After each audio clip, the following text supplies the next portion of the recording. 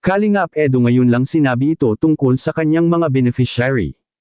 Payag siya na may matulog sa kanyang mga beneficiary sa magandang araw at isang mapagpalang araw po sa inyong lahat mga kalingap. Sana'y hindi niyo po makalimutan na mag-like sa video na ito. At paunawa tapusin muna ang kabuuhan ng video na ito mga kalingap at para malaman ang nilalaman nito. At maraming salamat po mga kalingap sa pagpatuloy na pagsuporta.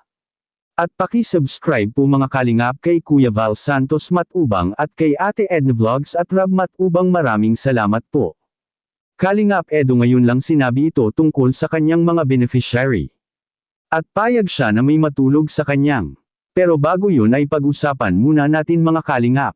Ang tungkol sa mga beneficiary ni Kalingap Edo, na kung saan masaya siya na ginamit siya ng ating mahal na Diyos upang makatulong sa mga tao na nangangailangan. At dahil dito hindi na iba sa kanya ang mga beneficiary nito dahil itinuting na niya ito mga kalingap na parang kanyang mga kapatid. Ngunit hindi talaga maiwasan mga kalingap na may mga pagdududa na magaganap sa pagitan ng mga beneficiary ni Kalingap Edo, dahil may napapansin rin ang ilan. Ngunit tama bang pagdadahan natin ang nag-iisang Kalingap Edo na walang iba ni iniisip kundi ang kabutihan para sa kanyang mga beneficiary? At kaya nga may nasabi si Edo mga kalingap tungkol sa kanyang beneficiary at gusto niya na doon na mag-overnight, at kung sino ito ay yan ang ating makikita sa video.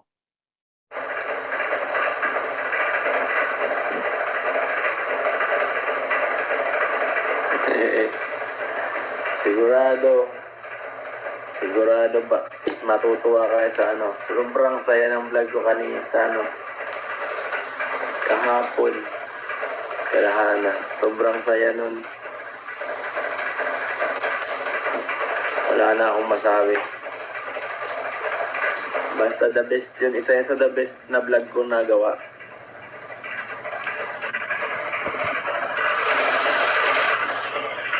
Dapat lang swerte kasi yan, swerte itong kwarto na to simula nung ko to, swerte to. Siniswerte ako simula nakalipat ako dito. And pagkasama ko mga bata yan, hindi kasi mas pakiramdam ko mas ka-vibes ko kasi yung mga yung mga sila Hana, yan, sila Romel, yan, sila Arjun, kaya mas madali silang i-vlog, kaya mas okay sila minsan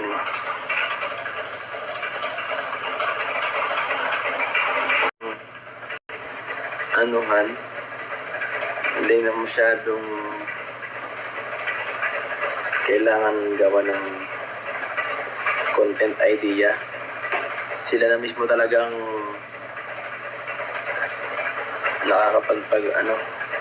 nakakagawa ng sarili lang content.